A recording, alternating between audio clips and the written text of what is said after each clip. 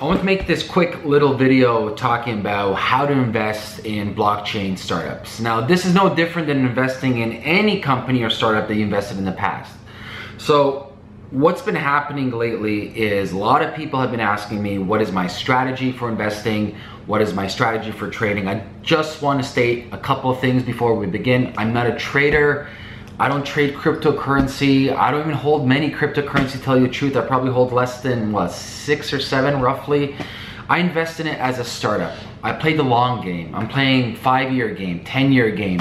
No different if you invest in any startup. It's tied in a term sheet. The chances of you actually getting your money back is probably 10%. So if you look at the model, 8 out of 10 startups usually fail. The 2 startups that actually do succeed for you make up your failure and also make up the profits for those failures. No different than how VCs invest, where VCs put, let's say, $1 million in 10 companies. They know for the fact that 8 or even 9 of those companies will fail, but however, that one company will make all their profits back to recoup the losses and then some, maybe times 20, times 30 returns. So basically what I'm gonna be guiding you through in this video is just basic philosophies when it comes to A, understanding how a startup should be built, and B, what to look out for. So there's 2 books I wanna use as resources for this. Book A is Running Lean, one of my favorite books for building any startup. And book B is Traction, kind of a very tactical, strategy-oriented book. So if we're looking at book A, Running Lean, on page, quickly over here, on page 50 is my favorite page. So for example, let's say you're looking at a blockchain company and you want to ask yourself key questions. And the questions obviously are, should I invest in this? Do I support this? I always turn to this page. You can actually find this on Google, just type in lean canvas model. So pretty much what I always look for is I look for the team. Who is the team? What is their history? Do they have chemistry together? I really analyze the human being. Remember, when you give money to people, you're not giving money to technology. You're not giving money to crypto. You're giving money to humans that are the curators and janitorial individuals that make this startup successful. So that's the first thing I look at. I really want to understand, who are these human beings? There's a great saying from Chris Sacca. So Chris Sacca, probably one of the most, if not the most successful VC in Silicon Valley, he states this: I always ask myself this question, is this an individual I can go out to dinner for the next 7 years with? If you want to invest in something for a big position, do you see yourself sitting down with the founders and having dinner with them for the next 7 years? If the answer is no, then your relationship might not be the best. Now, that's not to say the company won't be successful. It all depends on how risk averse are you, what type of ethics you have, what type of morals you have, what type of philosophy and ethos you have when it comes to investing in, say, different companies. Okay, so that's the first thing, looking at the team. Second thing is, right away in the top quadrant over here on the lean canvas model, is the problem. What problem are they solving? For the most part, 99% of these blockchain companies I see today, I don't know, they're trying to solve this obscured problem. I'm not saying it's not a problem, but there's also timing in startups. And I think timing is probably the second most important thing after the team. So for example, there's a bunch of different startups that came out, e-commerce startups in the 1990s in Silicon Valley. The idea wasn't stupid, the team wasn't stupid. In fact, they're brilliant, the idea was brilliant, the timing is completely off because infrastructure wasn't there, e-commerce wasn't there, so it's way too early for its time. And I think majority of the blockchain quote-unquote startups today, they're way too early.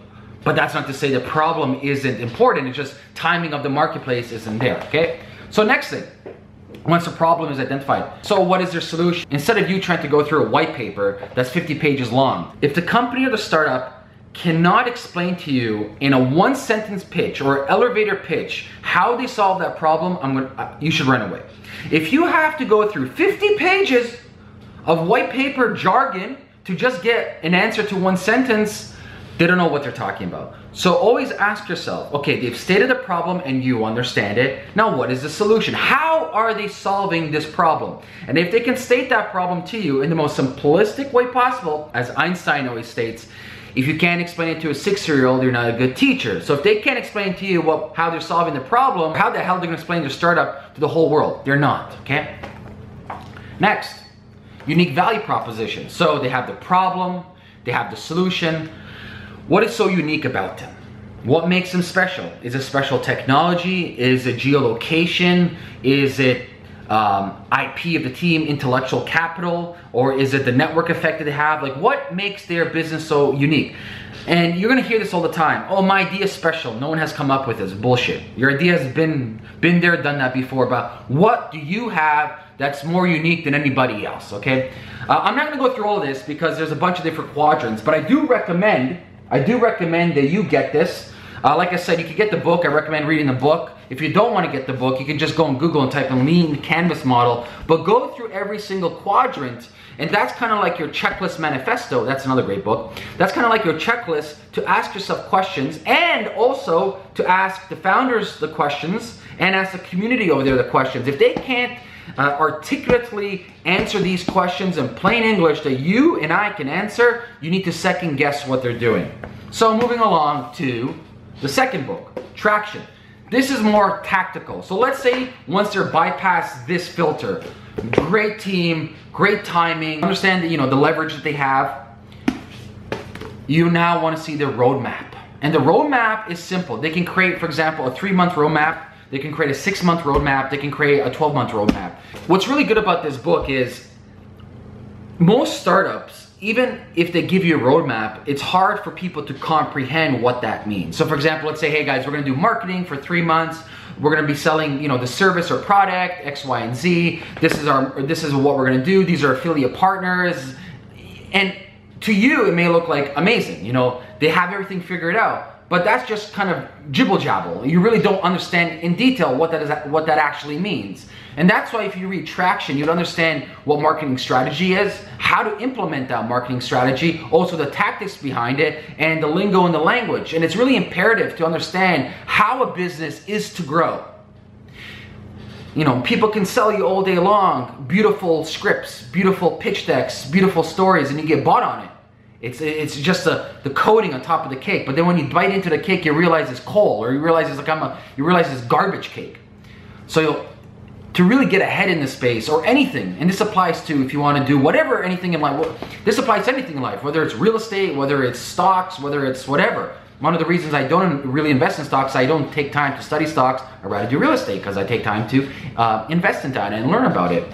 So Traction's a really good book. Combine these together, and they can really help you to really invest in blockchain companies and any company in general, to really get in the mindset of understanding how an ecosystem of a startup should be created and scaled up, okay? If you guys have any questions for me, leave a comment below this video. And like always, if you find value in this video, share this video with your friend, and I'll talk to you guys soon. Peace.